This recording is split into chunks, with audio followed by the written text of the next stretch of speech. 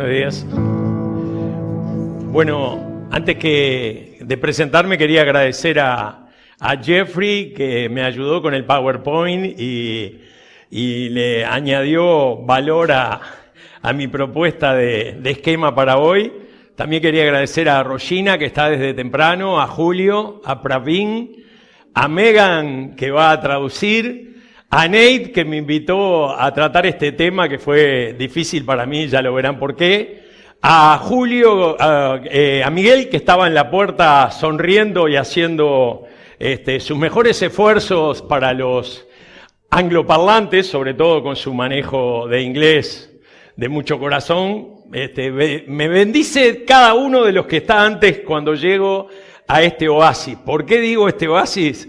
Pues mi nombre es Luis Andrés Noya, vengo acá desde el año 19 y siento como que esto es como una bocanada de aire fresco en un mundo contaminado. Entonces ya desde la puerta y los que están acá en el equipo técnico, me siento bendecido. Ni que hablar, y una mención aparte para el equipo musical acá. Santiago me deleitó al punto que a veces me callaba porque no quería entorpecer su música con la letra. Dani ya sabe que soy de su club de fans, y una mención especial porque desde que nací es la primera vez que encuentro un Luis Andrés igual que yo. Y yo soy de los que firma los mails y los mensajes Luis Andrés, y la gente me toma el pelo y me dice, pero estás como una novela colombiana, Karina Carla, tenés que saberlo, Luis Andrés te ama. Pero no, es que en realidad hay muchos Luis Noya en las redes, con muchos seguidores, cuyos valores son absolutamente antagónicos a los míos. Y como el tema de hoy se trata de seguidores, y yo no tengo redes sociales, no sigo a nadie en el ciberespacio, ni nadie me sigue, me preocupa que algunos piensen que lo que postean algunos de esos Luis Noya, con quienes discrepo absolutamente, tengan algo que ver conmigo. Entonces siempre trato de ser Luis Andrés. Y hoy encontré acá a Luis Andrés, no canto tan bien como él, pero me dio una alegría. Y otra cosa que no sé si la esposa de Luis Andrés sabe, y su hija hoy en el Día del Padre, ¿saben lo que quiere decir Andrés? Bueno, etimológicamente Andrés quiere decir varonil y valiente. Y como esto va a estar subido en las redes, voy a decir que coincide con mi autopercepción, me considero varonil, o sea que fue un hallazgo y le invocaron mi papá y mi mamá que me pusieron Andrés, porque podría no serlo, pero me considero varón, y Andrés quiere decir varonil y valiente. No soy muy valiente, pero ahí la voy remando. El tema de hoy me generó problemas, y a pesar de agradecerle a Nate su invitación, porque cómo encararlo de discípulos y seguidores, porque en realidad lo de discípulos, como bien esta serie lo dice, en ese idioma el cristianés, que hablamos de redimidos, que hablamos de gracia, que hablamos de discípulos, es familiar para los de la burbuja. Pero para el resto de las personas, probablemente sea más común el seguidor, ¿no? Y entonces, sobre todo, ¿cuántos seguidores tiene? Hay así como hay un índice Dow Jones y un índice Big Mac, no sé si ya hay un índice de miles de seguidores, estás en el Olimpo, otra franja de seguidores, estás en el Everest, otra franja de seguidores, llegaste a la Concagua, como que es una meta, cosechar seguidores y jactarse de a quién seguimos, y es capaz que nos responde nuestros posteos. Yo creo que hay algunas semejanzas y diferencias en estas palabras que se usan indistintamente, pero no son iguales. ¿Por qué digo esto? Porque, por ejemplo, en la Biblia, la palabra discípulos aparece en la Gran Comisión. La Gran Comisión, para los que estamos más familiarizados con la burbuja evangélica o con el lenguaje eclesial, son las palabras de Jesucristo a sus discípulos, antes de que fuera crucificado, antes de que tuviera esa semana crítica y luego resucitara, respecto a cuál era la misión, ¿no? No quiero aburrir con la definición de visión, comisión y misión, pero pensemos que la comisión es el cometido para lo que estábamos encomendados y cuál sería la misión de los que queríamos ser seguidores de Cristo, por ahora vamos a usar indistintamente, o discípulos de Cristo. Y en Mateo 28, del 19 al 20, casi que el mandato, la orden, la recomendación, el pedido o la súplica de Jesucristo para todos nosotros sería: vayan y hagan discípulos de todas las naciones, bautizándolos en el nombre del Padre y del Hijo y del Espíritu Santo, enseñándoles a obedecer todo lo que les he mandado a ustedes. Y les aseguro que estaré con ustedes siempre hasta el fin del mundo.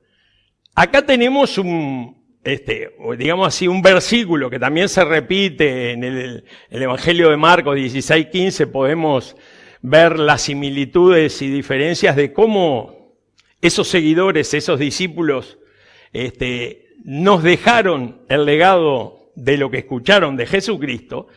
Pero yo diría que acá hay algunos verbos de acción.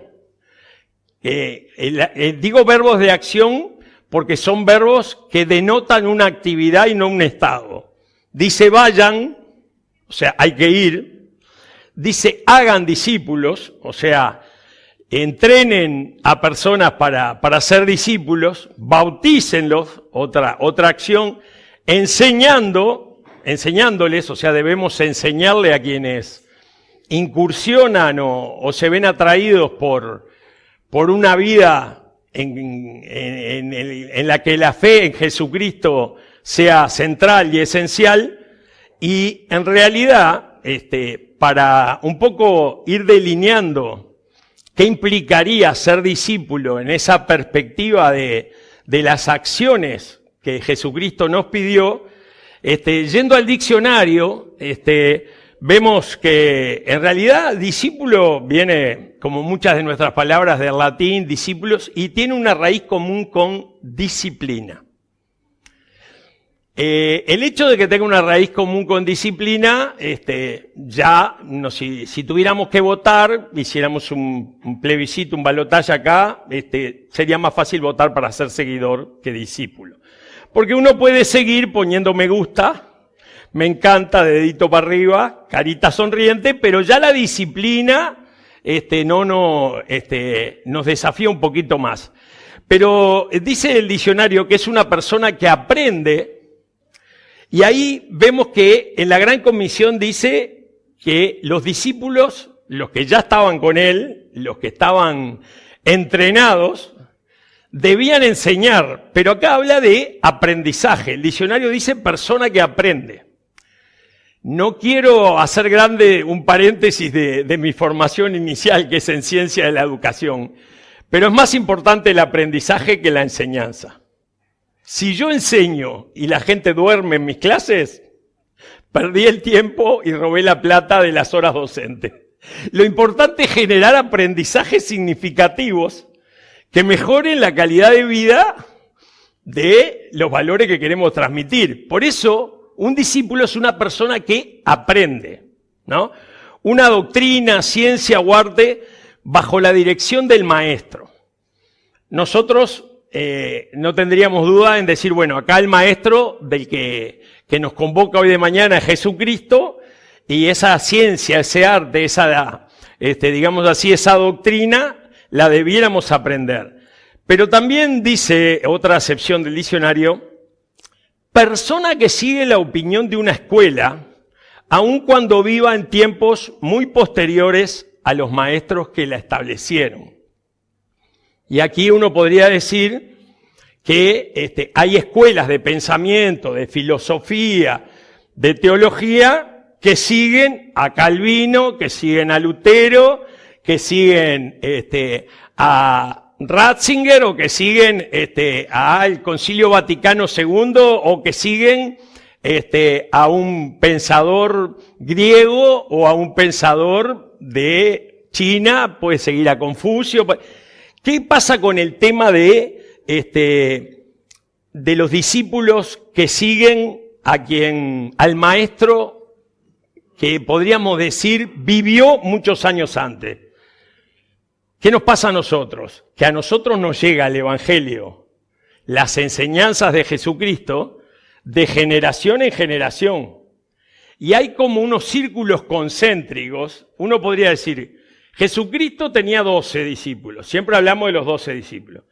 Si vamos a la letra chica del Evangelio, en algunas actividades subió con 3 a orar.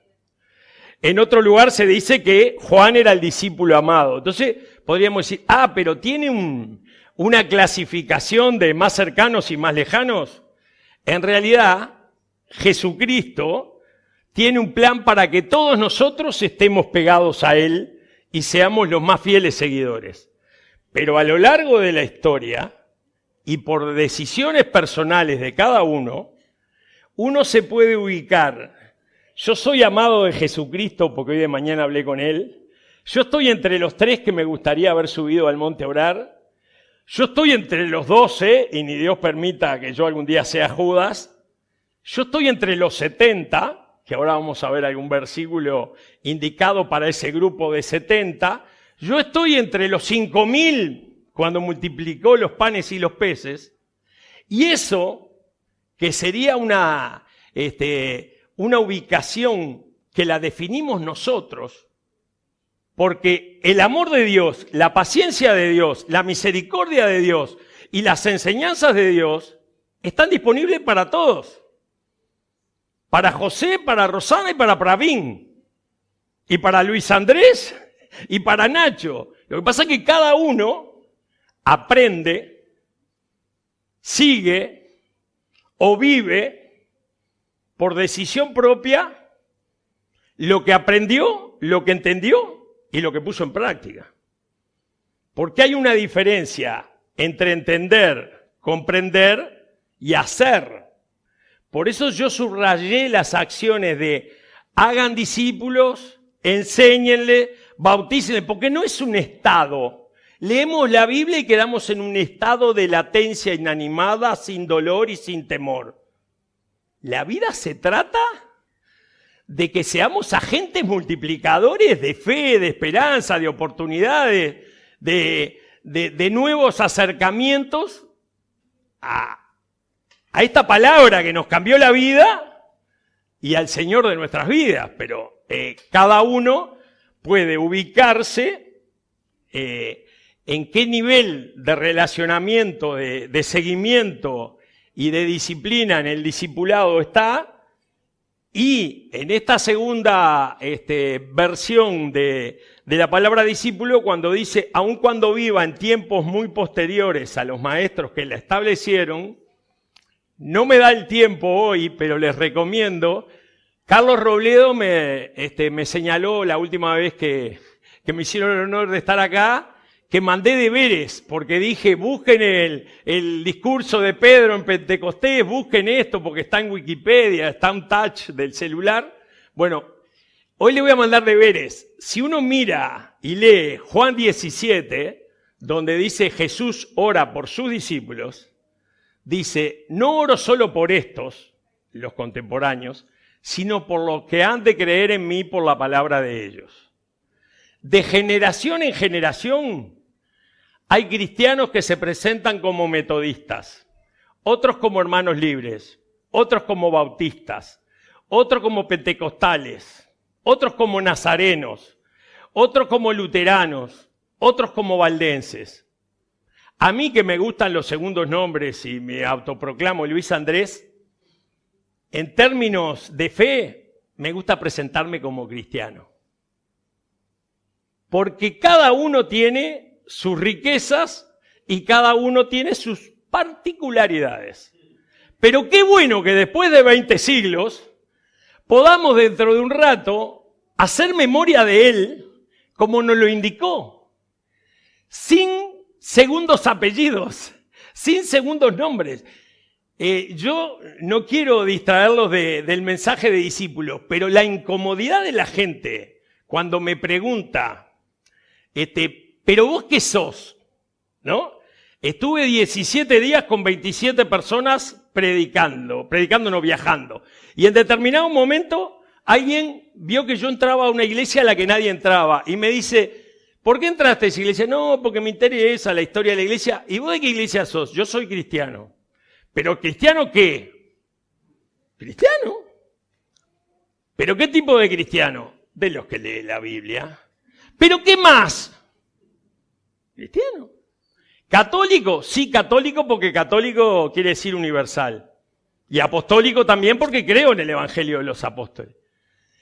Y romano, no, romano, por ahora Roma no me escribe los libretos, pero tengo muchos amigos para los que lo que dice Roma es fantástico. Y yo quiero y valoro la espiritualidad de muchos que adhieren a eso. Ah, pero entonces vos sos evangélico. Ponele. Creo en el Evangelio. Entonces querían un apellido, ¿no? Querían una marca, querían una segmentación de mercado. Y Jesucristo en Juan 17 dice, para que sean uno, pide para que seamos uno, como tú, oh Padre, en mí y yo en ti somos uno, para que el mundo crea.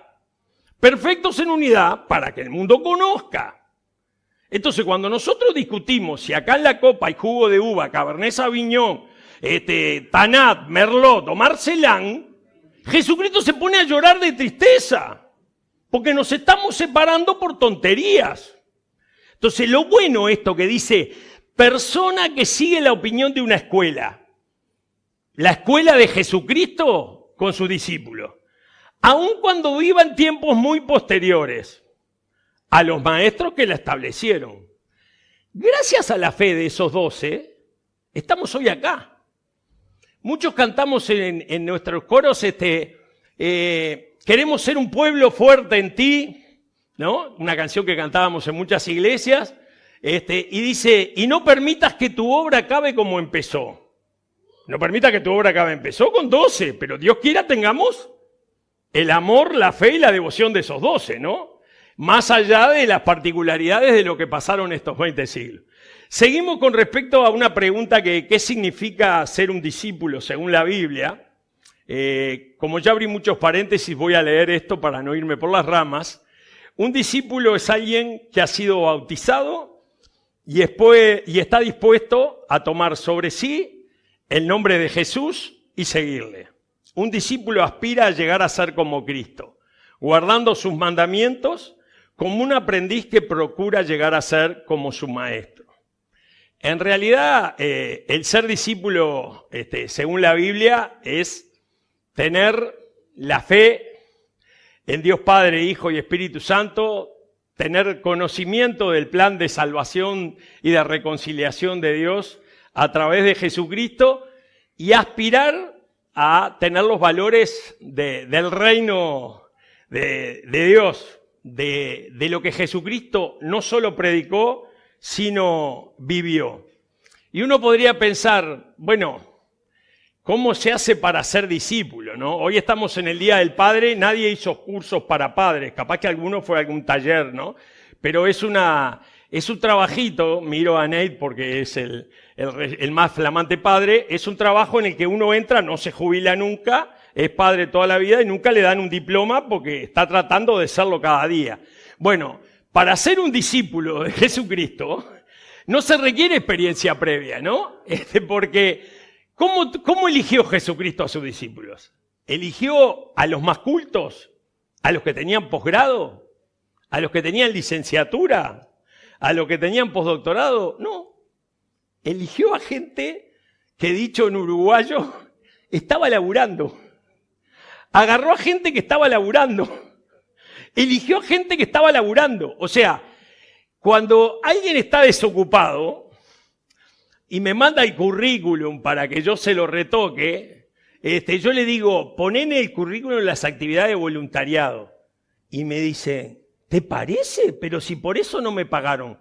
Si yo soy empleador y Diana me manda un currículum que dice que en estos 2 años estuvo trabajando en niños sin hogar, en madres golpeadas, digo, bueno, yo a esta muchacha la quiero en mi empresa, porque con todo lo que hay para hacer en el mundo, en lugar de dormir la siesta esperando un cargo de de gerenta de marketing en una multinacional, hizo algo en su vida, ¿no? La experiencia previa no se requiere para ser discípulo, porque el modelo lo tenemos en el maestro. ¿Qué hizo el maestro? Eligió a los que estaban laburando y laburando duro. No filosofando en la sinagoga. Avancemos otro poquito y coloco una pregunta. ¿Cuál es la diferencia entre un seguidor y un discípulo, no? Yo acá quería ser bastante preciso por esto de que no tengo redes sociales y no soy seguidor, y se me ocurrió escribir para no aburrirlos, que un seguidor puede buscar solamente los beneficios. Si uno es seguidor de alguien, ¿cuál sería el beneficio? Me entero de lo que hace, me entero dónde va a tocar, si es un músico, me entero dónde va a dar una charla, si es un influencer, me entero de qué nuevo canal de YouTube habló. Entonces uno lo sigue y tiene beneficios en sintonía con lo que busca. Ahora, un discípulo persevera incluso cuando su constancia le resulte dolorosa. Porque a veces el ser discípulo tiene costos, tiene sinsabores y tiene algún dolor, ¿no? Como discípulos estamos llamados no solo a seguir a Cristo, sino ser como Él. Y ser como Cristo implica que un domingo entres a Jerusalén y sos un rockstar, el miércoles te traiciona Judas y a las 48 horas te crucificaron, ¿no? O sea, se dan cuenta el paradigma de seguir al maestro lo que implica. Que si somos discípulos, alguna incomodidad nos puede sobrevenir. ¿Por qué? Y yo creo que nadie dijo que sería fácil, ¿no? ¿Quién dijo que sería fácil? Yo no he escuchado muchas prédicas que digan, salvo determinadas corrientes de pensamiento dentro de la iglesia que hablan de una teoría de la prosperidad, de la que no quiero emitir juicios, pero algunos que hemos escuchado por ahí, dele la pensión al pastor que se va a curar de la úlcera, señora, bueno, y va a estar todo bien y no le va a doler nada. Salvo en situaciones así de las que cada uno tendrá su opinión, nadie dijo que sería fácil ser discípulo. Y por si eso le quedara en duda a alguno de ustedes, les invito a leer conmigo Lucas 14, 27 y Marcos 8, 34. ¿Qué dice Lucas? El que no carga su cruz y me sigue, no puede ser mi discípulo. Si alguien quiere ser mi discípulo, que se niegue a sí mismo, lleve su cruz y me siga. Más allá de un enfoque teológico de lo que podría ser y un estudio riguroso desde el punto de vista bíblico de lo que implica llevar la cruz, le voy a decir algo bien uruguayo, bien folclórico y bien doméstico. Gente que no cree en Dios, que no lee la Biblia, ni piensa que Jesús es el Mesías y el Salvador, usa la expresión, ¿qué cruz fulano, no? ¿Qué cruz la familia que le tocó? ¿Con quién se...? Martín Fierro tiene un verso que decía, ¿qué cruz? Dijo Martín Fierro. Remar, borracho, no dice borracho, dice mamao y con viento en contra. O sea, en el Martín Fierro, la expresión cruz es aproximadamente igual, si estuviéramos en una clase de matemática, a dificultad. Tanto que lo usan los no creyentes. Tanto que lo usa el mundo secular, ¿no? Ay, la cruz que le tocó, ¿no? A fulano. Y la cruz que le tocó, ¿por qué? Porque es conocido que llevar la cruz es algo pesado, es algo injusto, porque Jesucristo estaba siendo crucificado por decir verdades y por no transgredir ninguna ley, pero bueno. Entonces, que Lucas y Marcos, que eran de su, digamos así, de su mesa de domingo, así de su mesa de lunes a domingo, 24/7 estaban, dice, si alguien quiere ser mi discípulo, que lleve su cruz y me siga, y para ser su discípulo hay que cargar la cruz. Entonces yo podría decir en una frase que remite al título del tema que me pidió Nate, Jesús tiene muchos aspirantes al reino celestial, ¿no? Jesús tiene muchos seguidores, pero pocos portadores de la cruz. Porque portar la cruz es seguir lo que debemos haber aprendido de sus enseñanzas, y no solo de sus enseñanzas verbales, de su vida, de su ejemplo de cómo debemos vivir.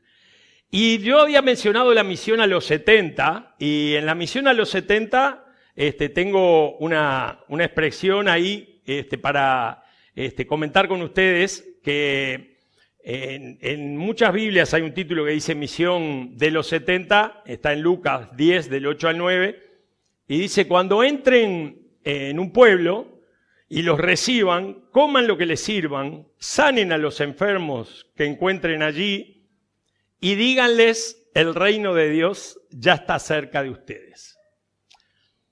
Estos dos versículos, yo diría que es como un complemento de la Gran Comisión, pocas veces aludido en nuestras prédicas y en nuestra, digamos así, en nuestra práctica de vida cristiana. ¿Por qué? Porque a los discípulos les habló de enséñenle todas las cosas que les he enseñado yo a ustedes, bautícenlos, vayan por todo el mundo, genial. Pero acá a los 70, que eran más que los 12, que era como otro, no era ni el discípulo amado, ni los 3, ni los 12, eran un número mayor en el que a mí me gustaría estar y en el que trato de estar desde que Dios me mostró esto hace muchos años. No tantos, me hubiera gustado haberlo entendido antes, es que hay como un orden indicado en esta misión de los 70. ¿Por qué hay un orden indicado? Porque dice, cuando entren en un pueblo y los reciban, coman. Y yo digo, coman, no es que el apetito o el hambre sea un fin en sí mismo. La comida genera vínculos que son muchas veces los objetivos prioritarios y no el hecho de saciar el hambre. Si ahora termina el culto y le digo a Julio, tenemos que juntarnos, y le digo, vamos a comer una pizza, como fuimos la otra vez, puede ser una pizza, puede ser pan y bizcocho, y él puede tomar café y yo té, pero la excusa es la comida, lo esencial es el vínculo. Cuando nos vemos y decimos de tomar un café o de comer un asado o de juntarnos a comer una pizza, le estamos diciendo al otro, queremos tener diálogo contigo. Quiero saber qué es de tu vida, Diana. Quiero saber qué es de tu vida, Elizabeth. ¿No? Quiero saber qué es de tu vida, Miguel.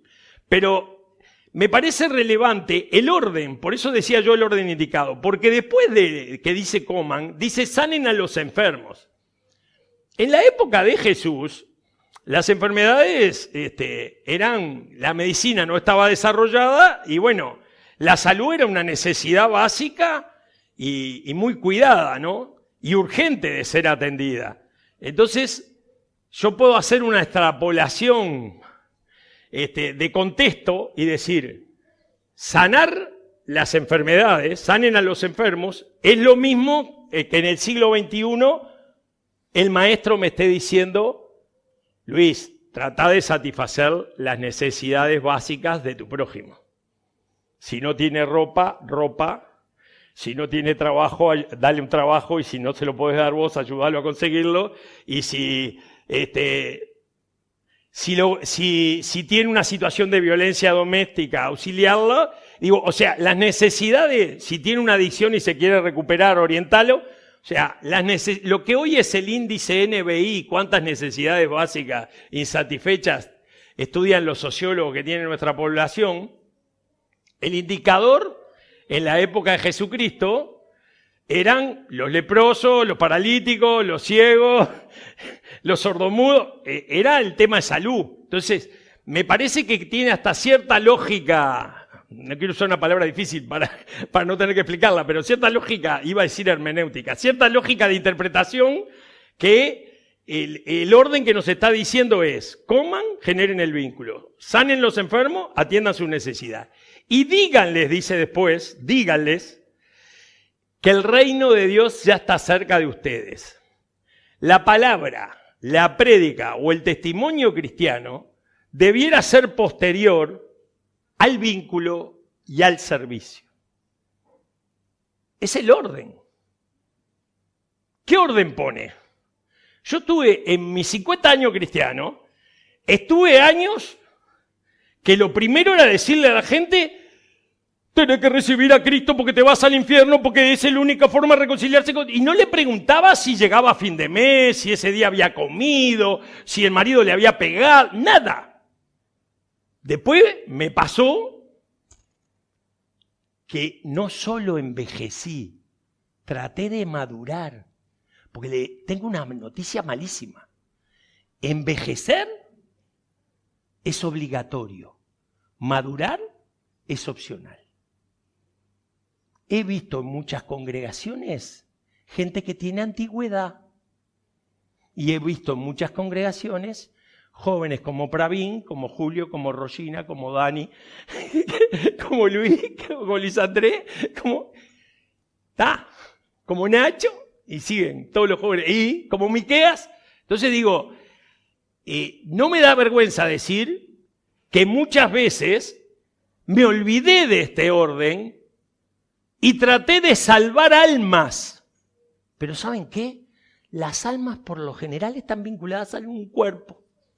Y el cuerpo tiene hambre, y el cuerpo tiene frío, y al cuerpo lo golpean, y el cuerpo está enfermo. Entonces cuando la otra vez fuimos a visitar el área de mujeres en el Pereira Rosell, vi a un señor grandote con un ropero que debería ser camionero o no sé, o domador de potro, que cuando terminé de orar, le fui a dar la mano, me abrazó y lloraba sobre mi hombro. ¿Por qué? Porque había salvado su alma y se iba al cielo. No, yo había orado por su esposa, por el bebé que no había nacido, por el hermanito que estaba esperando al bebé y por él que tenía que llegar a la casa diciéndole a su hijo mayor, no trajimos al hermanito. El alma de ese señor, no sé dónde está. Pero ¿qué me dice la palabra de Dios? Que primero genere un vínculo, comiendo o no comiendo. Que luego le sirva, satisfaga sus necesidades. ¿Cuál era su necesidad? Hay esperanza. Y luego que tome su decisión respecto a qué va a hacer con el reino de Dios, que es la presencia de Jesucristo en la vida de cada uno de nosotros, porque cada uno de nosotros somos iglesia. Como hemos cantado más de una vez. ¿Por qué somos iglesia? Porque nos eligió para que generemos vínculos, sirvamos en las necesidades insatisfechas y luego le digamos, mirá que yo no soy bueno, lo que pasa es que Jesucristo hizo tanto por mí y hubo tantos que me precedieron en la fe, que me bendijeron, que quiero que vos tengas esa bendición. Y el último versículo habla de fidelidad, ¿no? No es lo mismo ser fiel al maestro que a miles de seguidores. Y yo busqué un versículo para conectar con la prédica del domingo, que yo no estaba el domingo acá, pero sé que Nate habló de gracia. Entonces encontré un versículo en 1 de Pedro 4:10 que dice, cada uno ponga al servicio de los demás el don que haya recibido, ¿no? La música, la capacidad técnica, la capacidad de interpretar como Megan, la capacidad de venir temprano y prender el fueguito, la capacidad de sonreír como Miguel a quienes llegan, la capacidad de liderar como Nate, la capacidad de mimar a quienes están en YouTube como Rosina. Cada uno ponga el don al servicio de los demás. El don que haya recibido, administrando fielmente la gracia de Dios en sus diversas formas. Dada mi avanzada edad, este versículo lo tenía memorizado en la Reina Valera del 60 y miro a Armen, que es de mi generación, que dice la multiforme gracia de Dios. ¿No? Armen y Flora lo deben haber reconocido más por la Reina Valera del 60. Esa multiforme gracia de Dios, esa gracia de Dios en diversas formas, se manifiesta, permea, influye, bendice las comunidades y los prójimos con los que tenemos contacto, si fiel a las enseñanzas del maestro, administramos, usamos y aplicamos la destreza, la habilidad, el talento o las capacidades que Dios nos dio. Puede ser ofrendando, cantando, visitando, animando, enseñando. Infinitas formas. ¿Por qué? Porque la gracia de Dios es infinita. Y porque Dios es el Dios de las infinitas oportunidades. Por eso yo quería terminar con una frase de un pastor, Salvador de Lutri, que a mí me hizo, hay como un antes y después en mi vida para algunas decisiones que tomé, y es que los cristianos deberíamos procurar ser fieles a nuestro Señor antes que ser exitosos. Y desde que entendí esto, les puedo decir que tomé decisiones laborales, profesionales y personales que me alejaron del éxito y del reconocimiento público, pero me acercaron a mi comunión con Jesucristo. Y vale la pena. En algunas decisiones de empobrecimiento lícito, y digo esto porque tuve la posibilidad de tener cargos de confianza en 3 gobiernos de 3 presidentes distintos de este país, cuando tuve que optar entre los principios y los valores y el éxito público, la frase esta de que prefiero ser fiel antes que ser exitoso, orientó mi decisión y lejos de quedar desocupado o padeciendo o con dificultades de llegar a fin de mes, Dios me siguió haciendo la agenda y dándome nuevas oportunidades y abriéndome nuevas puertas. Esto no es teoría. Como no tengo redes sociales, no me sigan. Pero le piden mi celular a Nate y yo invito con la coca, el café, los bizcochos o la pizza y les cuento que vale la pena ser fiel antes que exitoso. Que Dios le bendiga.